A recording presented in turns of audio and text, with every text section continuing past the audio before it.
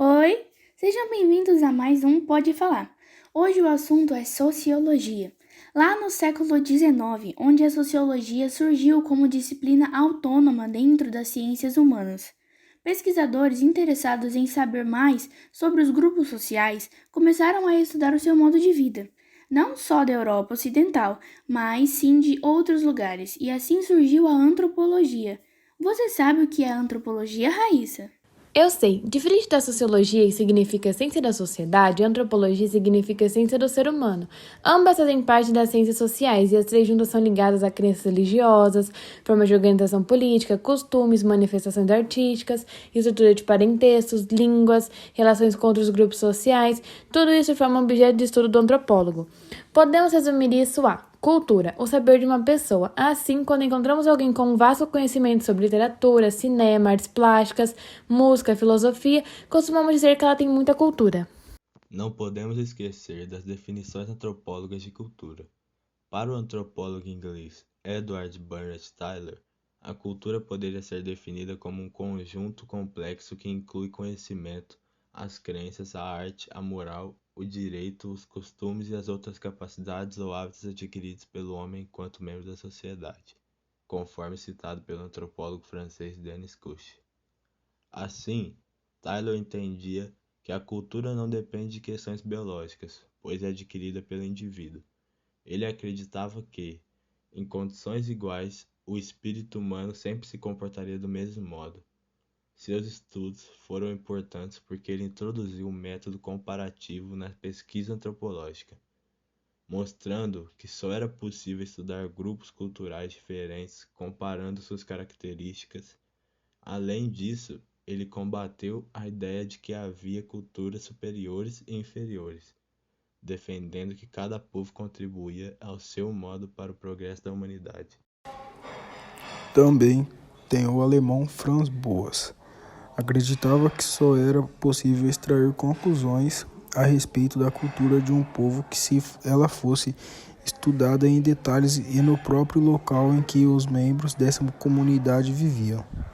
Por isso, ele passou longas temporadas entre indígenas da costa oeste dos Estados Unidos.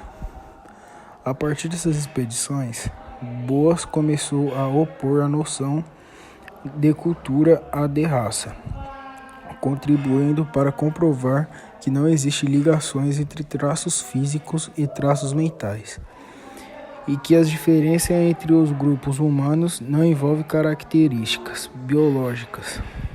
Ao mesmo tempo, na França, alguns pesquisadores como Émile Durkheim e Lucien Levy-Bruce também problematizavam a questão da cultura.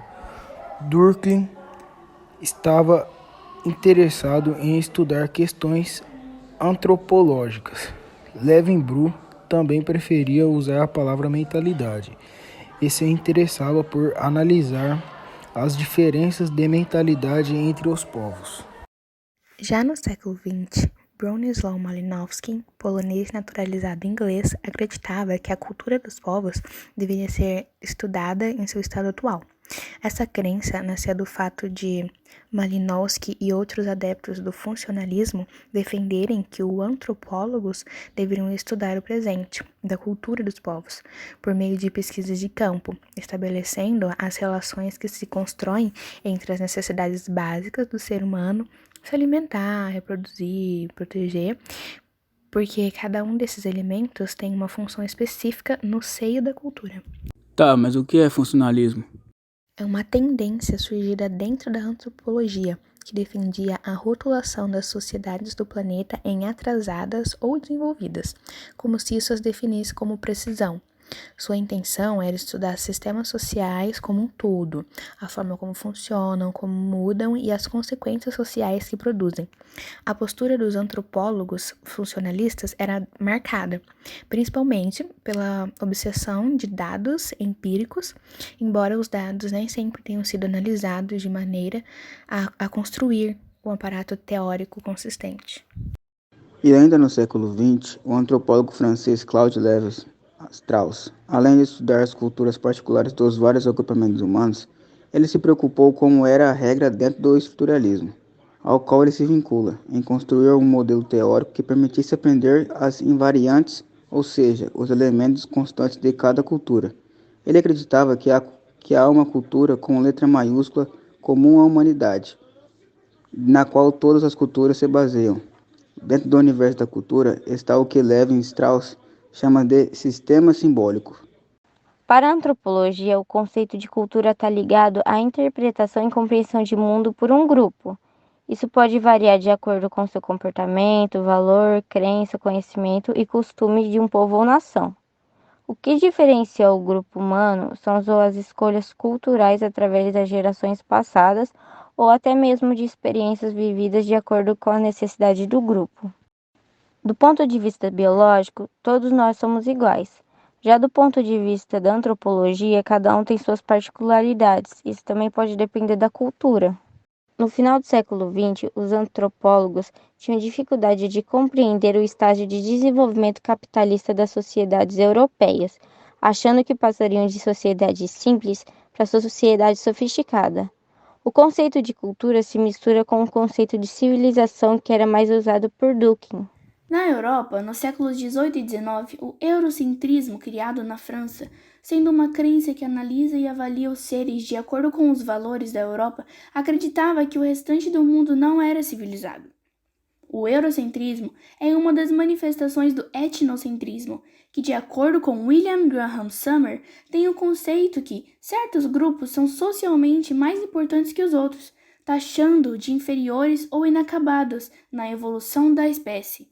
A antropologia é a ciência da diferença da alteridade que se opõe à identidade. Identidade, mesma cultura. Autoridade, cultura diferente. Isso mesmo, e cabe aos antropólogos estudar os conflitos e analisar as relações de laços entre identidade e alteridade. Em contextos históricos de guerra ou crise econômica, aumenta a percepção da alteridade. A atração entre os seres do mesmo grupo podem causar intolerância aos demais. No mundo globalizado, supõe-se que há uma tendência de uniformização de valores e crenças, mas isso não é verdade. A igualdade entre as pessoas não passa de um sonho. A antropologia atual é obrigada a conviver com essa situação. Agora vocês sabem mais sobre antropologia, identidade e alteridade. Encerramos por aqui o nosso podcast de hoje. Até o próximo!